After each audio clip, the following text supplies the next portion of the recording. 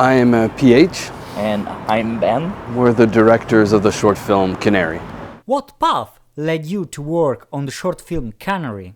Ben and myself, we've been directing together for almost 15 years.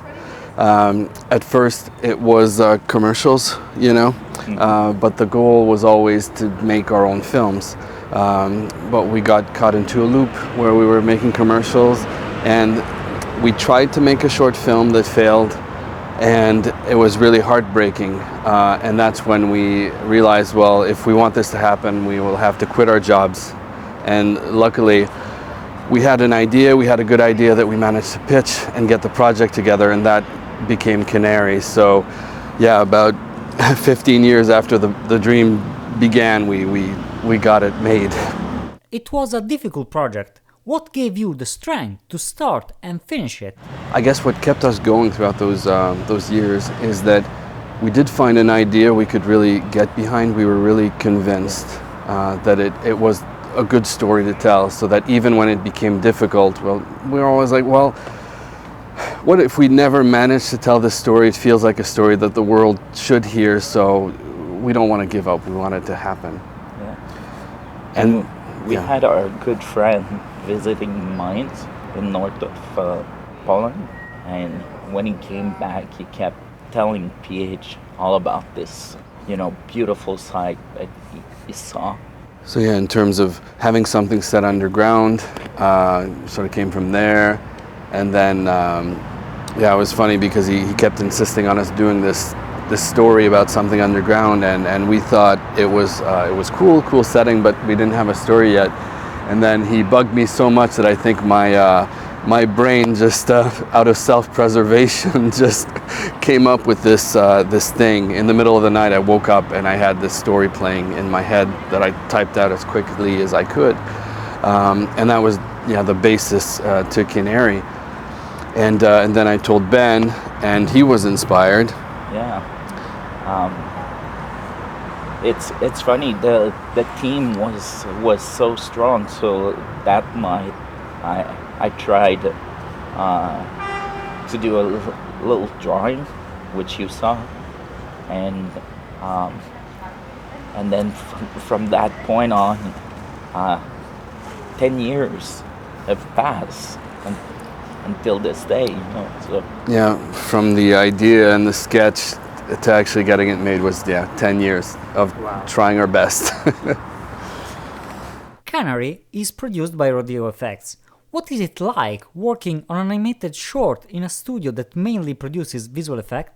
There's a lot of differences between them, but Rodeo and the president, Sébastien Moreau, they really trusted us, and they allowed us to be building a new pipeline and bringing in the best artists we knew and our best contributors. So this was really a case where we were lucky to find the right home, the right people that believed in the idea we brought and just wanted to do something that was the best quality possible. If you've seen some of Rodeo's VFX, they always raise the bar, and that's their reputation is quality. So it was the right place for us to land. We were really lucky. Even in VFX studio, was it challenging to make the visual effect of the invisible gas? Yeah, absolutely. That's very funny that in the film, the hardest effect to realize was the invisible gas. Because how do you make the invisible gas come across? How do you make it menacing? Yeah. Because for those who don't know, underground, when people were mining coal, this was the biggest danger. This invisible gas called methane, which is odorless, transparent, and extremely flammable, and that's why they used canaries back then. And so it was a struggle to get that across, right? Then even at the boards. And it's a challenge because we're playing within a world it's all created. It's imaginative. So for the effects to work, it has to be real within that world, So it's an exaggeration that we needed to the effects. So to be completely honest, that was something that we had to search, right? Because it's not just like gas effects that would work on that shot. So It's a good point. In reality, when methane came out from the rocks, nobody noticed it, right? Yeah. So we came up with this sort of shimmering, a bit of a heat wave type effect, but the first versions we looked. wanted to see it.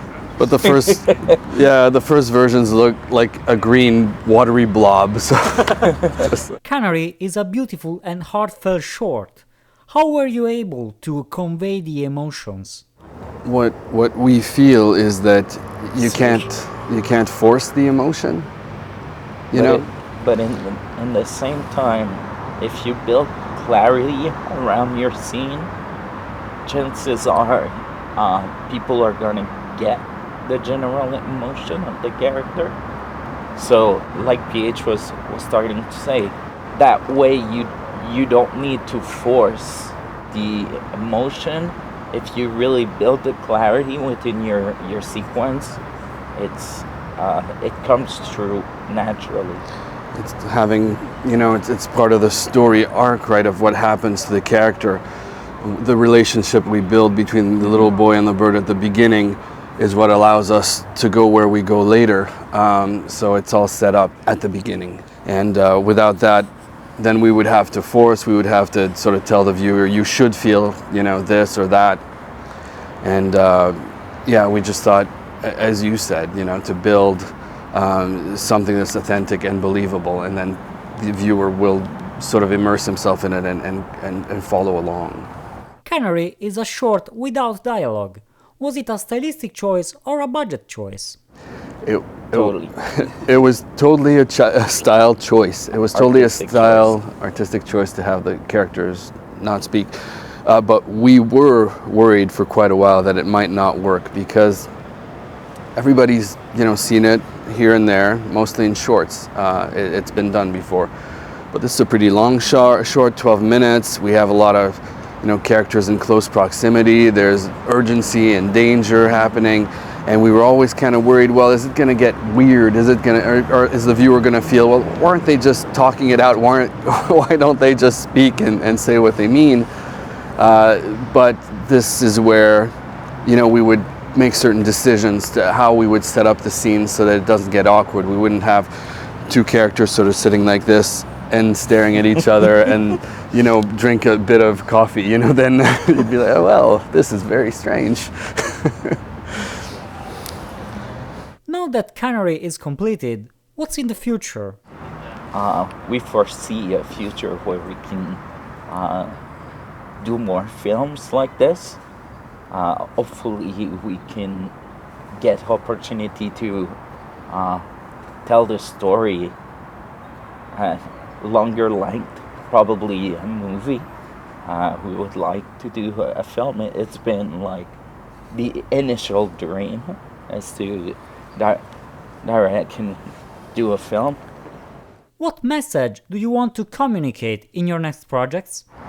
The main message we want to convey mostly is a positive message. We're not doing this to Well, no, I think you've got it right. The best films, you lose yourself in them. They open you to another point of view, another way of seeing things, and that's what we're going to strive for. What is your personal definition of animation? That's a good one. Yeah, okay, And you can have, of course, different opinions. I'm sure we will.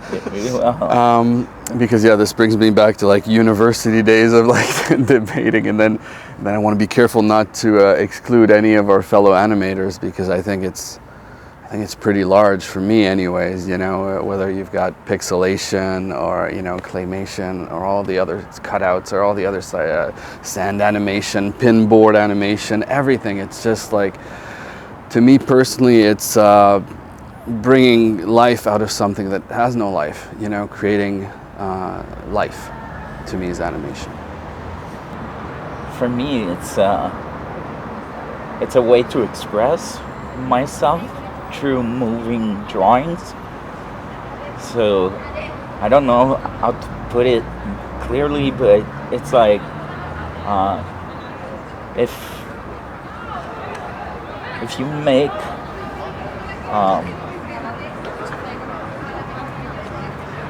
drawings or exaggerated stuff, you can go beyond the camera within animation. For me, it's totally a medium of its own, but that resides within the same rules as the cinema or camera does. It imitates life, but I don't know. This is really philosophical question. Yeah, It's a good one. that's perfect. Thank you. Thanks. Thank so you. much.